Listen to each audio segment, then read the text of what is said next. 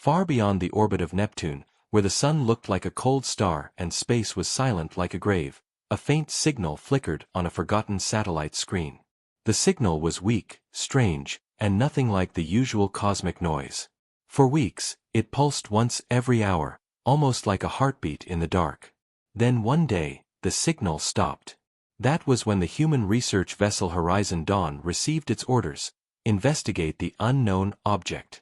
No one on the crew of 30 men and women knew what they were going to find. Some thought it was just space junk, maybe an old probe drifting. Others whispered it could be alien. But no one spoke too loudly. In deep space, even whispers felt heavy. As the Horizon Dawn approached the coordinates, its sensors picked up a shape: a large ship, dark and lifeless, floating without power. It had no known design, no markings, no signals. Its hull was black as if it absorbed the starlight around it.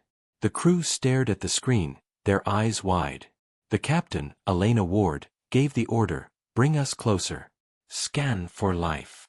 The scans came back empty. No heat signatures, no oxygen levels, no movement. But there was one thing: deep inside the alien ship, a faint hum, like a heartbeat of machinery still alive. The docking was tense. Metal arms locked the alien vessel to the Horizon Dawn.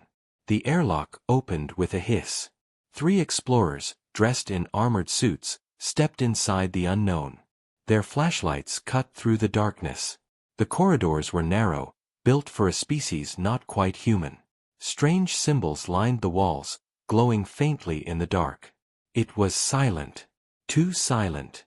"This place feels like a tomb," one of them whispered.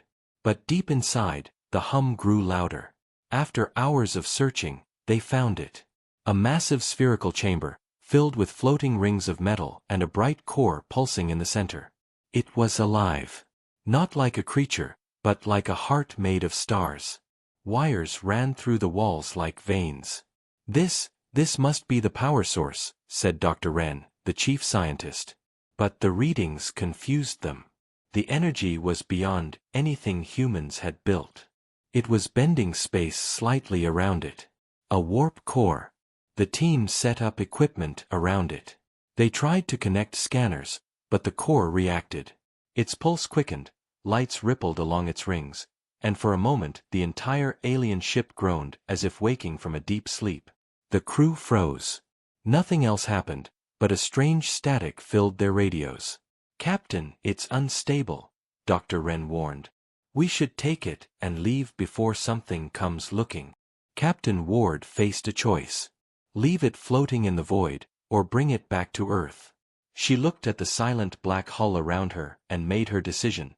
Prepare it for transport. We're bringing it home. As they worked, none of them noticed the tiny flicker of light far in the distance. A glimmer that watched, then vanished. The journey back was slow and full of unease. The core was kept in a sealed chamber, surrounded by dampening fields. Some crew swore they heard it humming at night, like a distant song. One technician said he saw the rings move on their own. Another claimed the ship's temperature changed whenever he walked near it. Dr. Wren recorded every strange reading. "It's not just a power source," he wrote in his report. "It feels aware." 3 days before reaching the hidden Earth dock, the unexpected happened. Alarms screamed. Lights flickered. The warp core pulsed with a blinding glow, sending a wave of energy through the ship. Every system went dark for 7 long seconds. In those 7 seconds, the crew saw something impossible: shapes moving in the dark, like shadows with eyes. Then the lights returned, and everything was normal again. But the captain's voice was tight when she spoke. "Get us home. Now." The Horizon Dawn finally reached Earth's secret research dock hidden under the ice of Antarctica. As the giant doors closed behind them, the world outside never knew what had arrived. Only a few at the top command were told, "We have found alien technology. It is not dead." Dr. Wren stood before the core one last time before the scientists took over. He placed his hand on the glass wall that separated him from it. The pulse inside slowed, as if it felt his presence. He whispered to himself, "What are you? A gift. A trap." Far across the galaxy, In a dark council chamber lit by cold stars, a voice hissed. "They have found it," the alien lord said. "Activate the Watchers. Earth must not open what is sealed." And somewhere, in the silent core of that alien machine, a hidden signal pulsed once more. This time not to call for help, but to warn, humanity has touched the forbidden. The research dock under the Antarctic ice was silent except for the low hum of machines. Outside, the world believed this place was empty. Inside, men and women in white suits moved like ghosts around the alien warp core. They had only one mission: to study it before anyone else in the galaxy found out. But even before they began, something was already wrong. The core was pulsing faster than before, as if it sensed their presence. The rings around it turned slowly, and faint lights crawled across its surface like veins of living metal. Dr. Wren stood with his hands behind his back, watching the readings spike across his monitor. "Captain Ward, this thing is waking up again," he said in a low voice. The captain frowned. "How fast?" He hesitated. "Too fast. It's like it knows it's here." That night, as the crew tried to rest, the power went out. Total blackness swallowed the station for 9 seconds. 9 long seconds where the only sound was the faint heartbeat of the core echoing through the steel walls. When the lights returned, every screen in the control room showed the same image, a series of alien symbols they could not understand. Some scientists thought it was a warning. Others whispered it was a message. Dr. Wren recorded it and ran the sequence through every code breaker Earth had, but nothing made sense. 2 days later, deep space sensors picked up something unusual. A sudden spike of radiation from the far edge of the solar system, in the same region where the alien ship was first found. It was faint, but it moved like a trail, as if something had just jumped out of faster-than-light travel. Captain Ward called an emergency meeting. "We may not be alone anymore," she said. "If they are coming for their lost ship, we have little time." While the station increased its security, the core acted again. It released a pulse, soft at first, then violent, shaking the walls and knocking out the secondary power grid. Technicians scrambled to bring the lights back on. When they did, they found something chilling. The core's rings had shifted into a new pattern, forming a shape that looked like a map. Dr. Wren stared at it in disbelief. "This is no ordinary power source. It's trying to communicate," he whispered. Captain Ward pressed him. "Can we shut it down?" He shook his head slowly. "We can dampen its energy, but we can't turn it off without destroying it. And if we destroy it—" He left the sentence hanging. The captain understood. This was too valuable to lose, and too dangerous to keep. Meanwhile, far beyond Pluto, a dark fleet drifted silently. Their ships had no lights, their engines left no trace, but their purpose was clear: retrieve the core at any cost. On the flagship's bridge, an alien commander received a transmission. The message was simple: the humans have touched the sealed heart. Prepare reclamation. Back on Earth, the first sign of their presence came quietly. One of the orbital satellites that monitored deep space went offline. Then, another. Within hours, 7 satellites across 3 nations were dead. The official story blamed a solar storm. But Captain Ward and her crew knew better. Something was coming. That night, Dr. Wren could not sleep. He walked to the containment chamber alone. The core glowed faintly in the dark, its rings whispering like a slow breath. "What are you hiding?" he murmured. Suddenly, the lights flickered again. This time, a projection appeared on the glass, a faint outline of a star system he did not recognize. His hand moved closer to the image, and the projection reacted, glowing brighter. Then a voice, soft, alien, broken, echoed in the room. He could not understand the words, but the tone was clear, a warning. Before he could call the others, alarms blared. Motion sensors detected something moving in the lower maintenance tunnels. Security teams rushed, weapons ready. The tunnels were empty, but the cameras showed flashes of shapes, shadows that did not match any human form. One guard swore he felt cold fingers brush his neck. Another saw a glinting eye vanish into the dark. The commander of the security team whispered to Captain Ward, "We have intruders, but they are not physical, or they are hiding better than anything I've seen. By morning, the station was in lockdown. Earth Command demanded updates. Rumors leaked to a few high-level leaders. Alien technology had been captured, and now strange forces were moving across the solar system. Some advised to return the core to space and let it drift. Others wanted to dismantle it piece by piece, hoping to steal its secrets before its owners arrived. Captain Ward stood by the window of the control deck, watching the ice stretch endlessly outside. "If we send it back, they will still come," she said quietly to Dr. Wren. "If we keep it, they will come faster." Dr. Wren replied, "Then maybe we need to learn what it's hiding before they arrive." As the day ended, a final event sealed their fears. The core sent out a sharp, focused beam of light into the sky. It cut through the ice, through the clouds, through the night. A signal.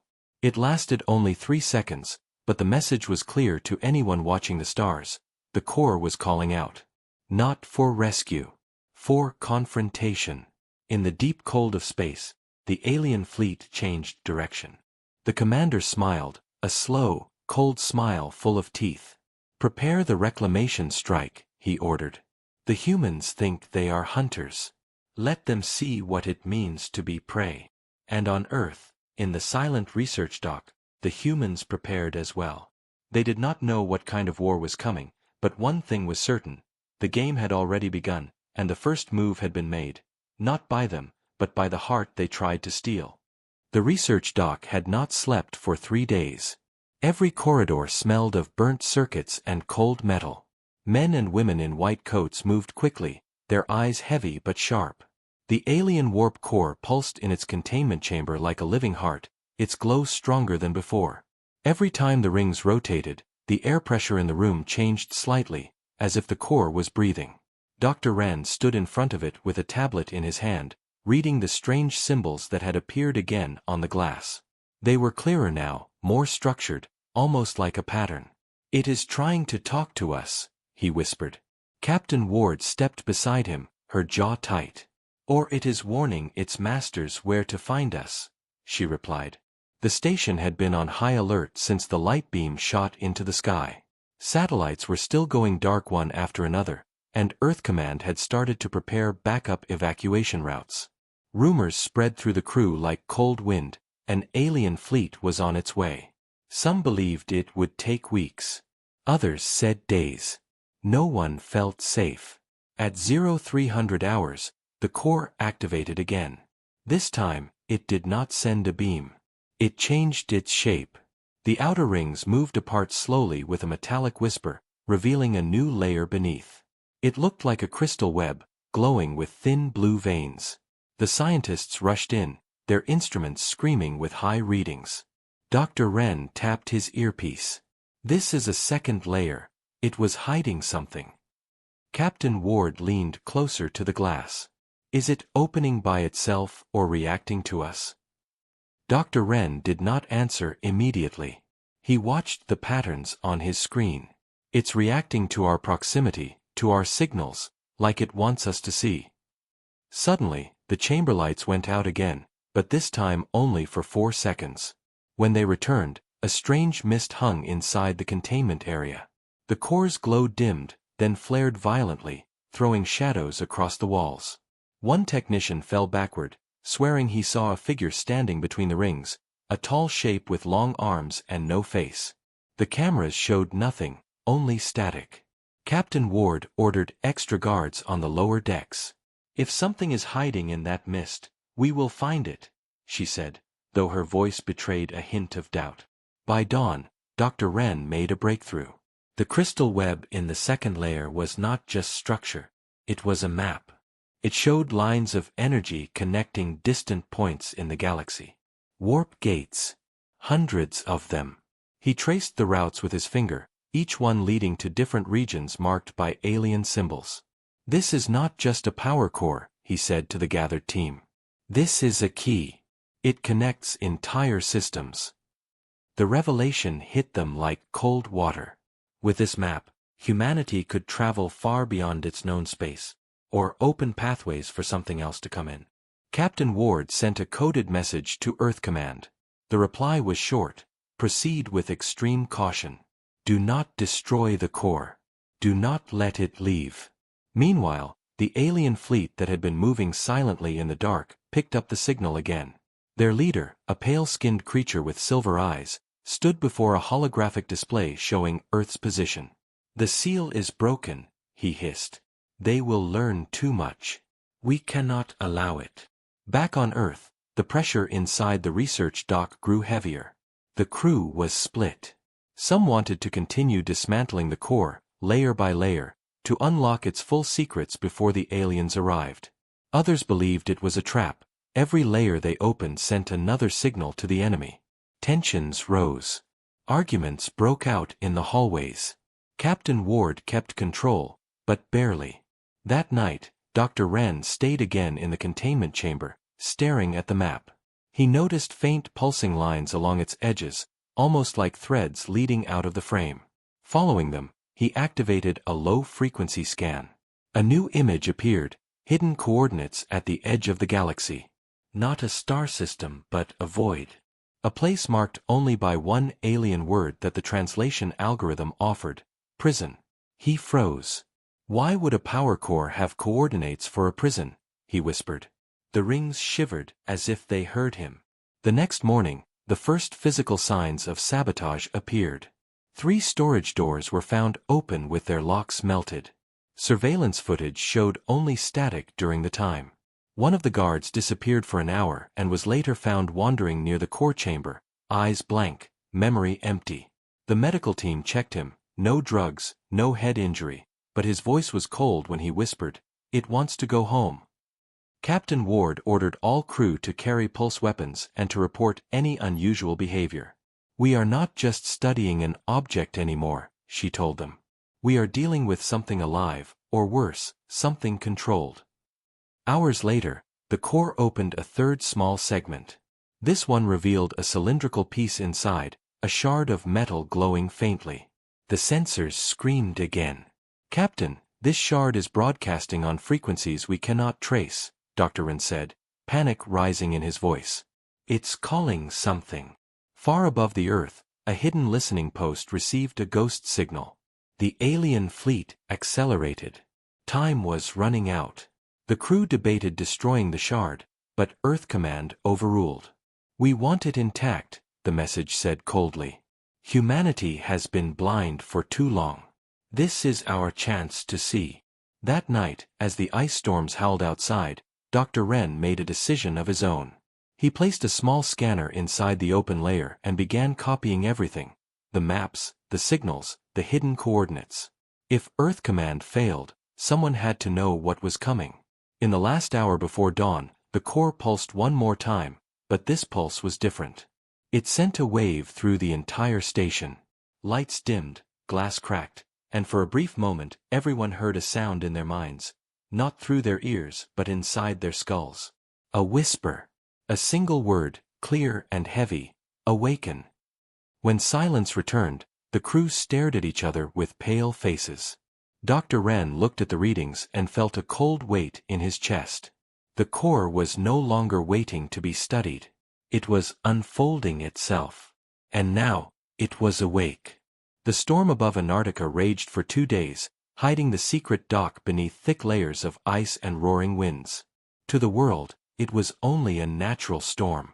To the people inside the underground facility, it felt like a warning. The alien warp core had opened its second and third layers, and now it pulsed with a steady rhythm that no one could ignore. It was like a drumbeat in the bones of the station. Dr. Wren barely slept. His eyes were red, his voice sharp. Captain Ward kept walking the corridors, checking guards, checking cameras, checking the icy ceiling that seemed to groan louder with every passing hour. Something was moving in space. Something was coming. 3 days after the last pulse, Earth's deep space defense network picked up faint shadows near the outer edge of the solar system. They were cold, silent, and dark, so dark the sensors almost missed them. There was no transmission, no radio noise, only the distortion of starlight as something massive moved between the void. Captain Ward read the report twice before showing it to the crew. "They are here," she said. The room went silent. Some swallowed hard. Some clenched their fists. No one cheered. Earth Command sent coded orders: do not engage. Stay hidden. Continue research. But the crew knew it would not be that simple. The fleet was coming straight along the path where the alien ship was found.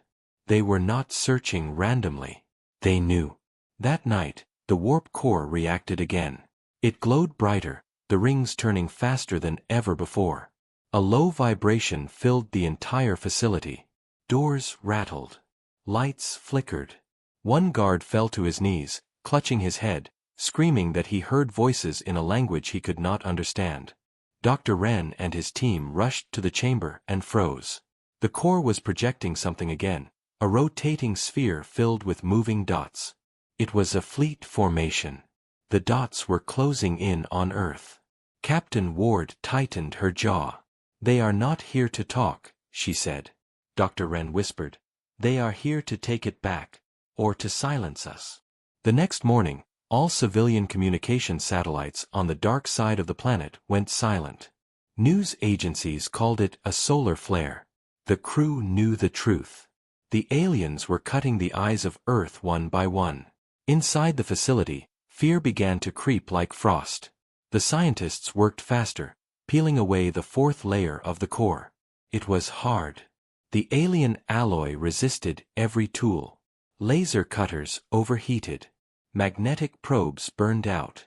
But after 12 hours of struggle, the fourth layer cracked open like a shell.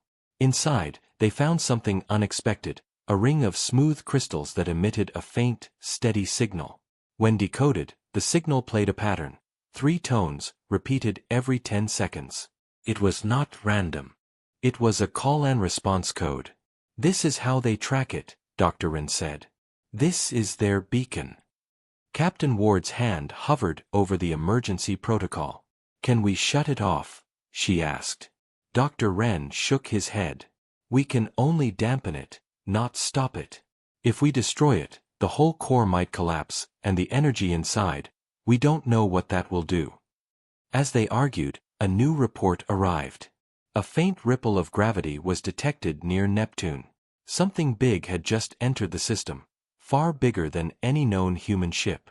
The crew gathered around the holographic table, watching the readings climb. It was the size of a city. "That's no scout," the weapons officer whispered. "That's a warship." Earth Command finally changed its orders. "Prepare for potential contact. Do not allow the core to be captured. Do not initiate full war unless fired upon." The alien fleet slowed as it approached the inner system, staying in the dark zones between planets. No signals. No lights. Only silent movement. They were hunting, and they were patient. In the following nights, strange things happened in the research dock. Security doors opened without reason. Footsteps were heard in empty halls. Cameras caught flashes of figures, tall, thin, walking with inhuman calm. A young technician vanished for 3 hours and was later found asleep beside the core, murmuring in a language that did not exist on Earth. When he woke, he had no memory of how he got there. Captain Ward increased the guard count around the chamber to 12 armed soldiers, but deep inside she knew weapons would not matter if the fleet above decided to strike. The real fight was already happening. Inside the core, inside their data, inside their minds. On the 5th day, a secret message from the United Earth Defense Council arrived. "Begin evacuation protocol Omega if contact becomes hostile. Protect the data. Burn the evidence." It was a message that meant only one thing: Earth was preparing for war in the shadows, but not everyone would be saved. That evening, as the storm outside finally began to clear, Dr. Wren stared at the core with a hollow expression. He had found something else in the fourth layer, a fragment of alien script that translated roughly to Seed of Passage. He did not tell everyone what it meant. Not yet.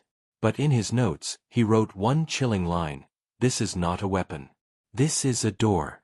Far above Earth, the first alien ship uncloaked near the orbit of the moon. It did not fire. It did not broadcast. It only turned its dark hull toward the planet, as if staring down at the ice continent below. The silent arrival had begun. In the control room, Captain Ward watched the faint shadow on the radar screen. Her voice was calm but her hands were tight on the table.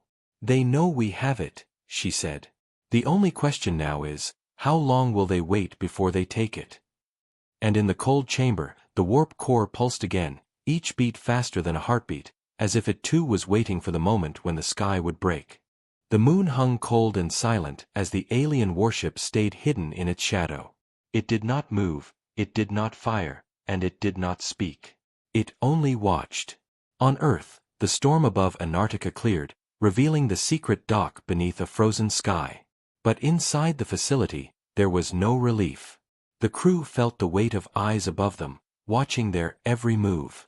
Captain Ward stood over the main table, maps and scans scattered before her.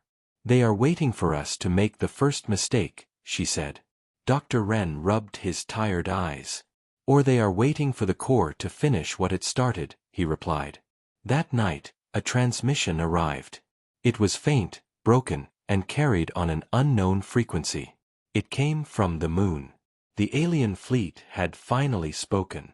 The message was strange, a sequence of tones, then a voice, deep, calm, and cold. "Return the seed. No harm will come. Resist, and your world will burn." The crew listened in silence. Some felt a chill crawl up their spines. The aliens did not threaten war loudly, they whispered it like a promise. Earth Command debated for hours. Some leaders wanted to give the core back to avoid a war Earth could not win. Others argued that this technology was the key to humanity's future, the first step beyond its small solar borders. Captain Ward received the final message: "Stall them.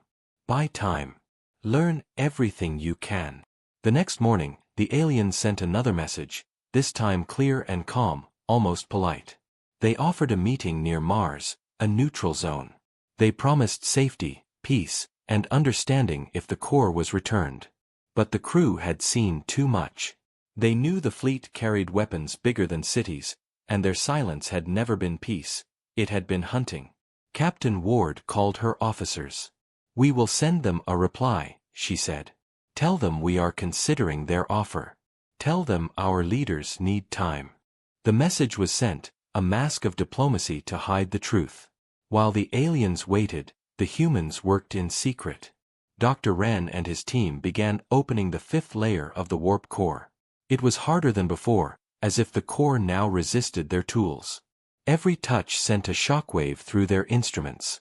But they persisted. After hours of cutting and decoding, a new chamber appeared inside the structure.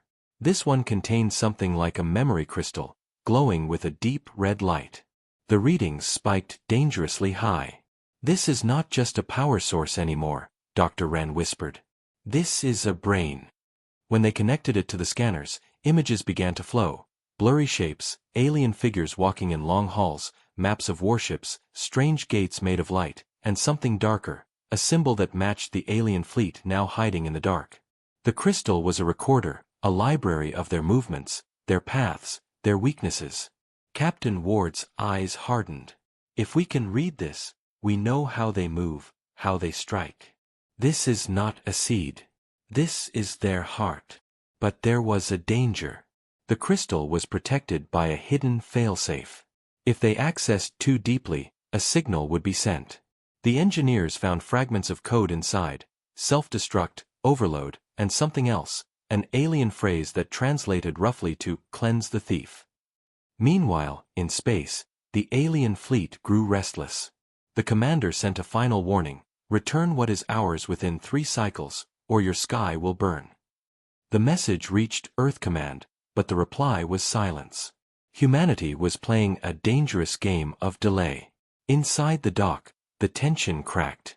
One scientist argued to send the core away before it killed them all. A guard accused another of being influenced by its whispers. Fights broke out in the mess hall. The station was turning into a cage of fear.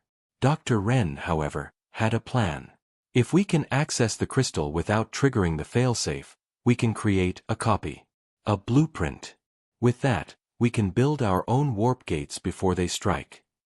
Captain Ward agreed but warned, "One wrong move and you might not have a station left to stand in." For the next 48 hours, the facility became a battlefield of silence. Engineers crawled through vents to install dampeners. Coders worked without sleep to create false signals, hoping to mask the core's energy from the fleet above. Soldiers stood ready at every corridor, knowing they would be the first to die if the aliens chose to land. On the third night, the core acted first. It pulsed violently, knocking out the primary power for the entire base. Darkness swallowed everything.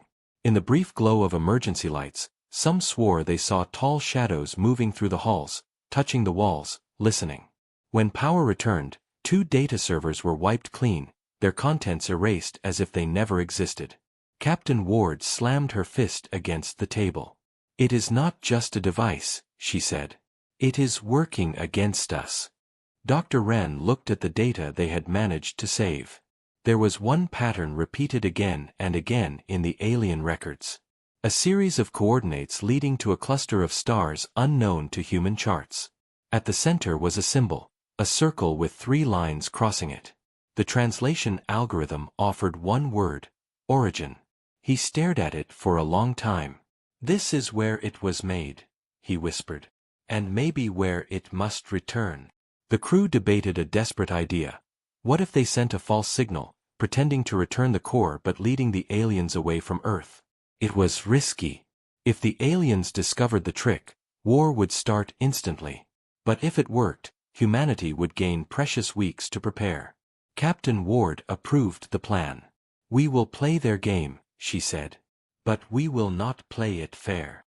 That night, a coded burst of energy was sent from the dock, a fake beacon pointing to the far side of the solar system. The alien fleet detected it. Some of their ships shifted course, chasing the false trail. But the largest among them stayed, unmoved, its dark hull still staring down at Earth. Dr. Wren whispered to himself as he watched the radar. "They are not all fooled. The real hunter is still here." And in the cold chamber, the core pulsed softly, almost like a laugh, as if it too understood the game had only just begun. The cold silence of space broke with a single flash near the orbit of Mars. A human colony ship, carrying supplies and families, sent a distress signal that lasted only 2 seconds before it was cut off. The last image received showed a dark shape emerging from nothing, a massive alien cruiser, its surface shifting like liquid metal. There was no warning, no message, only destruction. The colony ship split apart silently, its pieces drifting as red dust scattered into the void. On Earth, the signal reached the Antarctic dock.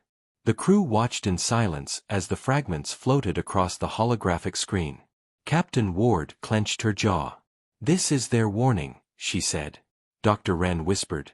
"No, this is their message. They are showing us what comes next." The facility's alarms went to high alert. Earth Command sent a single order: prepare for retaliation but do not reveal our strength yet. The humans were building something behind the curtain, hidden fleets, new weapons, projects born from fear and desperation, but they were not ready to show their hand. They needed time, and time was slipping away.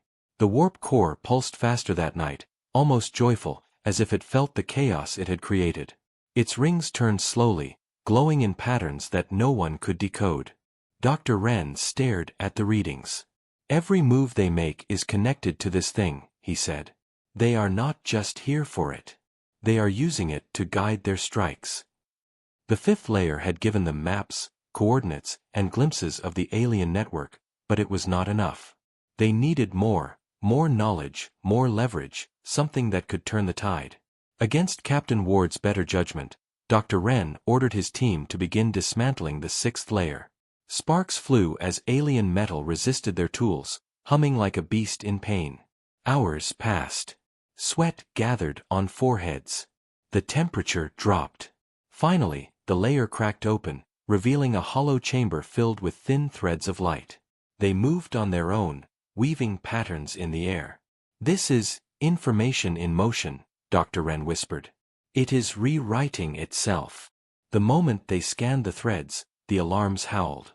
The alien fleet above shifted formation. 3 more warships uncloaked near Jupiter, their shadows long against the gas giant's storms. A message followed: "Your time is almost over." Return what is ours or more of your kind will fall. Captain Ward slammed her hand on the console. They are responding to our progress. They are watching every step we take. Meanwhile, Earth Command prepared a counterstrike. They had been secretly modifying a new type of weapon, an energy disruptor built from fragments of alien tech found in the first layers of the core. It was untested, unstable, but it was the only chance to send a message back: humanity would not be prey. 2 days later, as the alien fleet moved closer, a small squadron of stealth drones was launched from Earth's hidden shipyards. They carried the disruptor prototype, a weapon that could fry warp drives within a limited radius. Their target was the warship that destroyed the colony near Mars. In the dock, the crew watched live feeds of the mission. The drones approached in silence, their engines whispering against the void. The alien cruiser floated still, unaware. Then, a sudden flare, sensors activated, alien weapons lit the darkness. Beams of light cut across the drones, tearing two apart instantly. But one reached close enough and activated the disruptor. A pulse of blue energy rippled through the void. The alien cruiser shuddered, its surface cracking like glass. For a brief moment, its cloak failed, revealing long, spined towers and a hollow center glowing with violet light. The humans cheered quietly, but it was short-lived. The warship turned, alive with rage, and fired a single shot. The last drone vanished in the flash. The cruiser was damaged but not destroyed. It limped back toward the fleet, and the message was sent. Humanity had struck first blood. Back in the Antarctic dock, the core reacted violently. Its glow turned red, the rings spinning wildly. A shockwave burst from it, knocking scientists off their feet, cracking the glass of the containment chamber. One guard screamed as his weapon melted in his hands. When the lights returned, the threads inside the sixth layer had changed. They now formed a symbol no one wanted to see. It matched the alien war banners detected near Jupiter, a mark of retaliation. Dr. Wren realized the trap too late. Every time we open it, we give them reason to escalate, he said. Captain Ward stared at the damaged chamber. And if we stop, we stay blind. The crew debated their next move. Some wanted to evacuate, to bury the core deep under ice where no signal could escape. Others wanted to use the new weapon again, to show the aliens Earth would not kneel. The arguments grew louder, the fear sharper. Outside, the sky above Antarctica began to change. Strange lights danced across the clouds, unnatural and silent, as if the aliens were already watching from the edge of the atmosphere. That night, Dr. Wren found something in the sixth layer's patterns. A set of coordinates hidden between the threads, leading to a forgotten asteroid field beyond Saturn. A note in alien script said, "First gate." He stared at it for a long time. "This is where they enter," he whispered. "This is the mouth of their path." He brought the information to Captain Ward. "If we strike there, we can block them. But if we miss, they will know we have their map." The captain nodded slowly. "Then we make our move carefully. They have given us fear. Now we give them doubt." Far in space, the alien commander watched his broken cruiser limp back to the fleet. His eyes burned like silver fire. "The humans resist," he said coldly. "Good. Let them fight. We will crush them piece by piece until their sun is dark." And in the cold heart of Earth, the warp core pulsed one last time that night, its beat now faster than any clock, as if counting down to something no one was ready to face. The dark sky above Earth was quiet, but the silence felt false like the pause before a storm. Deep in the Antarctic dock, alarms turned red again as long-range sensors caught a new signal, faint but enormous. Something massive had entered the solar system without a trace, hiding behind the magnetic fields of Neptune. Captain Ward stood before the holographic table, her fingers pressing the edge so hard her knuckles turned white. "That is no cruiser," she said quietly. Dr. Wren zoomed the image in and his voice trembled. "That is a warship the size of a city." It was unlike the others, its body covered in black spines and heavy plating. Cloaking rippled across its hull like shadowed waves. It did not move fast. It moved with confidence, like a predator certain its prey had nowhere to run. Earth Command sent an encrypted message: do not engage directly. Prepare to scatter civilian traffic. Wait for orders. But orders alone would not stop this giant. The alien warship had one goal: recover the warp core or burn the planet that dared touch it. As the warship neared the orbit of Uranus, the core inside the Antarctic dock began to vibrate violently. Its rings spun faster than ever, glowing with a deep crimson light that painted the cold walls like blood. Scientists scrambled to stabilize it, but the energy readings spiked out of range. Dr. Wren stared at the readings. It knows, he whispered. It is calling to that warship. Guards raised their rifles, unsure what an ancient alien engine could even do if it decided to break free. Captain Ward gave one order: seal the chamber. Triple the guards. Nobody touches it without my command. The humans had a choice: wait for the warship to come and risk their defenses, or strike first while the giant was still alone and uncloaking. The debate split the council. Some wanted to send the new energy disruptor again. Others argued it was too dangerous. They only had 2 working prototypes left. But one thing was clear: this was the turning point. If this ship reached Earth, the rest of the fleet would follow like wolves behind the Alpha. Meanwhile, across the alien fleet, messages crackled in their own cold language. The commander of the giant warship, known among his kind as Vorik, received the signal from the core. His voice was calm but carried steel. They opened the 6th layer, he said. Good. Let them dig their own grave. The moment we arrive, we take the core back and silence their world. His crew hissed in agreement, their screens showing maps of human colonies now marked with red crosses. Earth Command prepared a trap. Using the coordinates found by Dr. Wren in Part 6, they sent a ghost fleet of decoy drones to the asteroid field beyond Saturn, the supposed first gate. The plan was simple: make the warship believe the core was being moved, lure it closer to the field, and strike it with everything they had. It was a desperate plan, but desperation had become Earth's weapon. Hours turned into a day. The giant warship moved slowly, ignoring the decoys at first, but when the fake signal of the core activated, it changed course. Cloaking ripples collapsed for a moment, revealing its terrifying full shape: a floating fortress with a central spine as long as a skyscraper, covered in glowing runes that moved like living veins. The humans watching the feed went silent.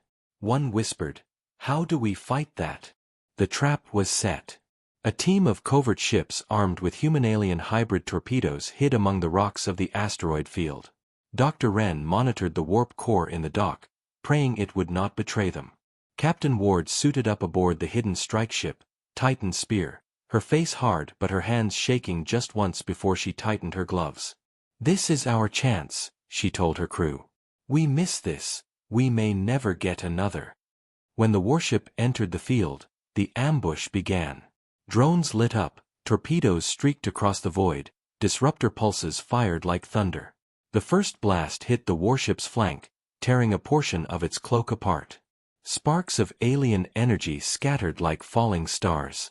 For a moment, hope filled the humans. The giant was bleeding. But then it turned. The warship unleashed something no human had seen before, a wave of distortion that bent space itself. Asteroids cracked, drones melted without a sound, and 3 human ships vanished from sensors as if erased. The Titan Spear shuddered, its shields flickering. Captain Ward held her breath. "Fire again," she shouted. The second wave of torpedoes hit deeper, carving a glowing wound across the warship's side. Its central spine cracked but did not break. Vorik stood on his bridge, surrounded by alien crew who hissed and screeched in their strange voices. "Impressive," he said. "They learn fast. But not fast enough." He raised a clawed hand and the warship's main weapon activated, a lance of pure dark energy. It fired once, and the asteroid field split like paper. The ambush turned to chaos. Human ships scattered, some retreating, others sacrificing themselves to keep the warship's attention. The core in Antarctica screamed, its glow turned almost white, shaking the dock. Dr. Wren fell to his knees, clutching his head. "It is connected to that ship directly," he gasped. It is feeding it coordinates. Back at the battlefield, Captain Ward made a choice that would change the war. She ordered her ship to ram the wounded section of the warship, deploying the last disruptor at point-blank range. The Titan spear hit the alien giant like a hammer against a shield. The disruptor fired. Blue light rippled, tearing through the enemy's warp drive. For the first time, the warship stalled. Its dark energy weapon flickered and went silent. "Pull back," Ward shouted as escape pods launched. The Titan spear tore apart in the blast, but the warship was left drifting, damaged and exposed. The news reached Earth hours later. Humans had not won, but they had done something no one thought possible. They had stopped the unstoppable, at least for now. The alien fleet did not advance immediately. They paused, regrouped, and the giant warship limped toward their lines for repairs. It was a wound in their pride. That night, Dr. Wren looked at the coordinates again. The first gate was only the beginning. More gates were marked now, glowing on the map like open wounds across the stars. "They will not stop," he whispered. "They will come again, stronger." Captain Ward stood beside him, her eyes on the cold glow of the warp core. "Then we have to be ready. Because next time, they will not come to threaten. They will come to finish it." The warship was wounded but not destroyed, and Earth had bought only a little time, the kind of time that felt like a thin thread ready to snap at any moment. In the deep underground dock, the alien warp core pulsed with a strange rhythm like a heart that did not belong to this world. Captain Ward walked along the reinforced corridor, her boots echoing against the cold steel as guards saluted stiffly. She did not smile, her mind was already on the next move, because the giant warship would return, and when it did, it would not come alone. Dr. Wren stood near the core, his eyes hollow from sleepless nights, the glow of the rings reflected in his glasses like tiny blood-red suns. He turned to Ward and whispered, "It is still sending signals, even after the strike. They know where it is always." Ward clenched her jaw. "We need to cut that link before they arrive again." But someone else was already thinking the same thing in a different way. A man named Hale, an intelligence officer within Earth Command, had been sending secret transmissions. His belief was simple: humans could not win a direct war with the alien fleet, but they could survive if they bargained, and he had decided to make that bargain. Hale sent encrypted coordinates to a shadow channel promising the aliens the safe return of the core in exchange for a ceasefire and limited peace. He did not tell anyone, not his superiors, not his fellow officers. He thought he was saving Earth, but in truth he had just opened the door for its fall. While Ward prepared a counterattack, Hale sabotaged the defense plan. He rerouted the new disruptor prototypes away from the hidden shipyards under the excuse of maintenance. He delayed supply convoys. He even placed false orders to move half the defense fleet toward the asteroid belt far from the real approach corridor of the alien giants. Dr. Wren began to notice strange delays. The sensors that were supposed to watch Neptune went dark for 2 hours. The code signatures did not match regular errors. He confronted Hale in a dimly lit command hall. "Why are the eyes blind when we need them most?" he asked. Hale smiled, but his eyes were cold. "Sometimes we must give ground to win a future." Dr. Wren frowned. "A future or a surrender?" Hale walked away without answering. That night, the warp core behaved strangely. Its glow dimmed, then brightened in sharp pulses like it was being awakened from inside. The scientists panicked. One technician swore he saw the outer layer shift like liquid metal. Dr. Wren rushed to the terminal, his fingers flying across the keys. "No, this is not a response to us. This is a response to something else." He checked the outgoing transmissions, and his blood ran cold. A hidden relay was active, sending a tight beam signal straight into the outer system. Someone was telling them exactly where and when to strike. Captain Ward was informed, and her face turned pale. "Find the source now." But it was already too late. 3 alien cruisers, cloaked and silent, appeared near Jupiter. They did not fire, they did not attack, they just waited like hunters around a trap. They were waiting for the giant warship to return, this time with reinforcements. Earth Command split into chaos. Some accused each other of leaks, some believed the aliens had broken the codes, but Ward suspected something far worse.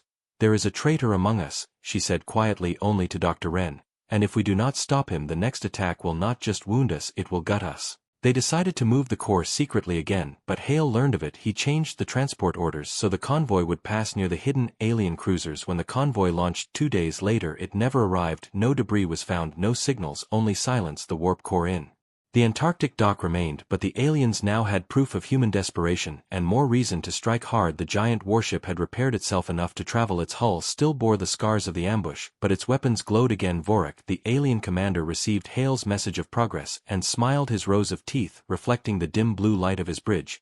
"Let them think they have hope," he said. "Hope makes the fall taste bitter." Back on Earth, Captain Ward confronted the Council, demanding full authority to lock down the command channels. "If we keep waiting, if we keep playing defense, we will lose more than ships, we will lose our world." Some supported her, some called her reckless, but they all felt the same growing shadow. The alien fleet was coming, and this time they knew everything. Hale, meanwhile, prepared his final move. He planned to open a corridor through the orbital mines just wide enough for the alien flagship to slip in without heavy resistance. He justified it in his mind over and over, telling himself that once the aliens had the core they would leave humanity alone. He did not see the truth that Vorik had no intention to leave any human strength behind. As the final hours passed, the warp core began to hum louder, its rings spun faster, cracks of blue energy danced along its surface. Dr. Wren realized something new.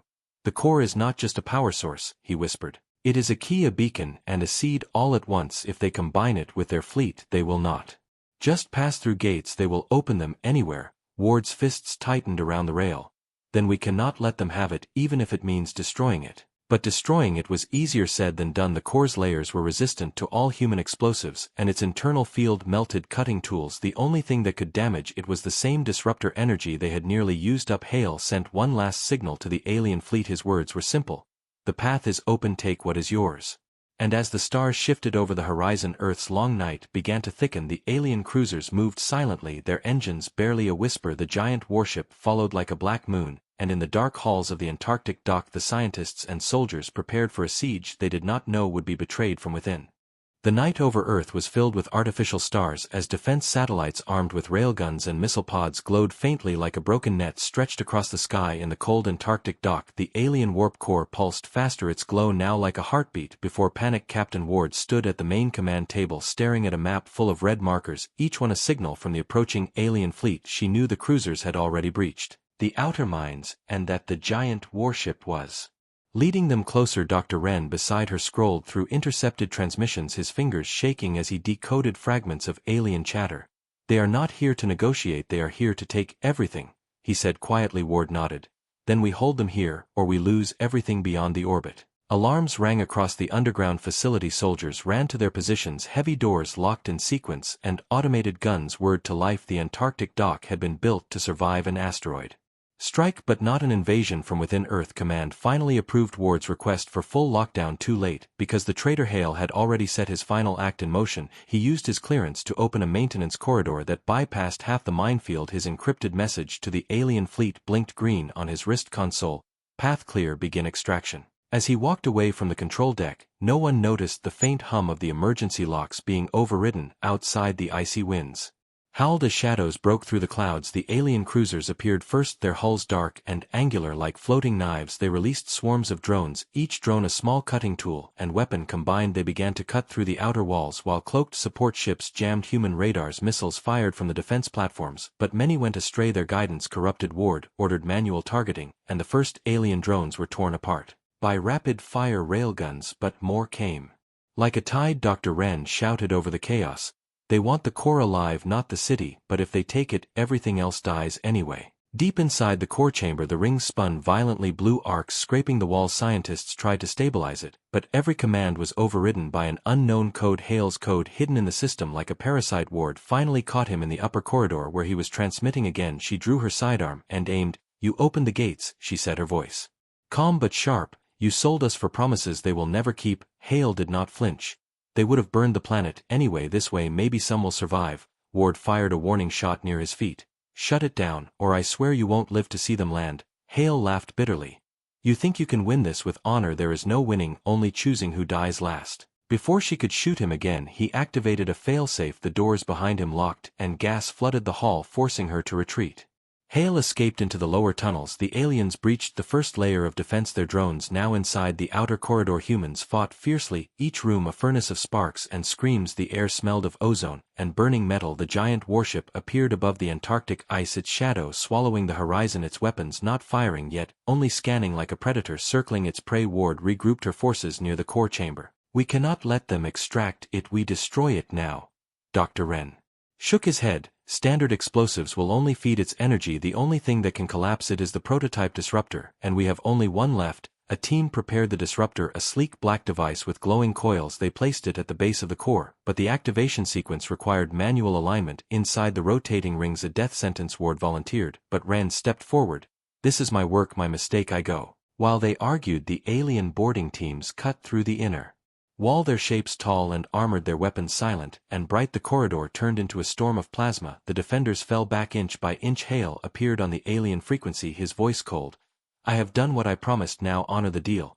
But the alien commander Vorak replied with a harsh hiss, deals are for equals, you are prey, you will be last to burn. Hale's face drained of color as he realized the truth. He ran deeper into the base seeking escape, but every tunnel was collapsing as charges blew to slow the aliens. Wren entered the core chamber, his suit humming from the energy. As he crawled between the spinning rings, he reached the central node, his hand shaking over the disruptor trigger.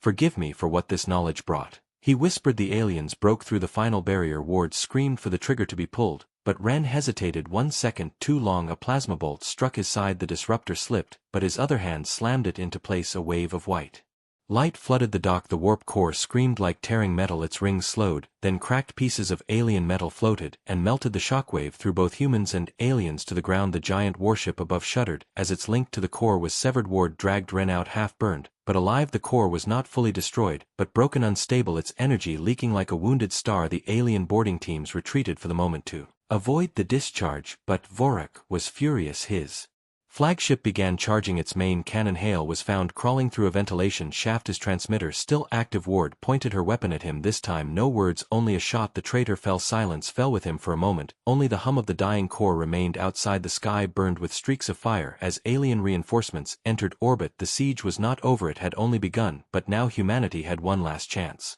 The broken core still held secrets, but also a danger. If it exploded uncontrolled, it could take half the planet with it. Ward looked at the rising smoke and whispered, one more night, we need one more night to turn this around. The soldiers around her tightened their grips on their rifles, knowing dawn would not come quietly. The smoke over Antarctica had not cleared when the first rays of a pale sun touched the ice. The dock was half destroyed, the walls twisted, the sky heavy with debris and drifting alien wrecks. Captain Ward stood on the shattered platform looking at the broken warp core that now lay in containment, its glow faint like a dying ember. Beside her, Dr. Wren lay on a stretcher, his side bandaged, his breath shallow, but his eyes still fixed on the core. It is not dead, only wounded, he whispered. The medical team carried him away as soldiers gathered their weapons and counted the dead. The alien fleet had not left. Their giant warship still floated above the clouds, its engines humming like distant thunder, but it did not fire its main cannon. Instead it pulled back to high orbit, regrouping with reinforcements. The humans had bought a single night, but the war was not over. Earth Command sent a message to every fleet and colony. Hold position, do not break formation. The core has changed everything. The scientists worked without sleep. They analyzed the fragments of alien code hidden in the core and found something none expected, a transmission log showing that the core was never meant to stay here. It was a seed, a test left behind to see who would find it and what they would do with it. The aliens called it a beacon of judgment, not a weapon. Ward read the log with cold hands. This was their trap, and we triggered it, she said quietly, while outside new alien ships entered the system, their formations precise, their signals silent. Hale, the traitor, was gone, his body buried under the collapsing steel, but his betrayal had already opened the way for a second wave. The council in orbit ordered an evacuation of civilian zones around the southern hemisphere. They feared the core would either explode or be taken again. Ward refused to abandon the dock.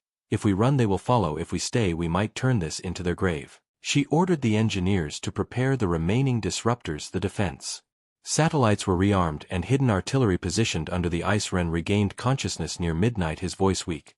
There is a pattern in the core, a path. It points to their home gate. If we send a surge through it, we can either close it or open it wide enough to send them something back. Ward asked, what something? And he replied, everything we have learned, everything they fear us for. The plan was risky. The surge could tear the core apart, destroying half the planet, but doing nothing meant the fleet above would crush Earth by dawn. The soldiers listened as Ward gave her speech. This is not just about a station, this is about what message humanity sends today. We either kneel or we stand, even if we bleed.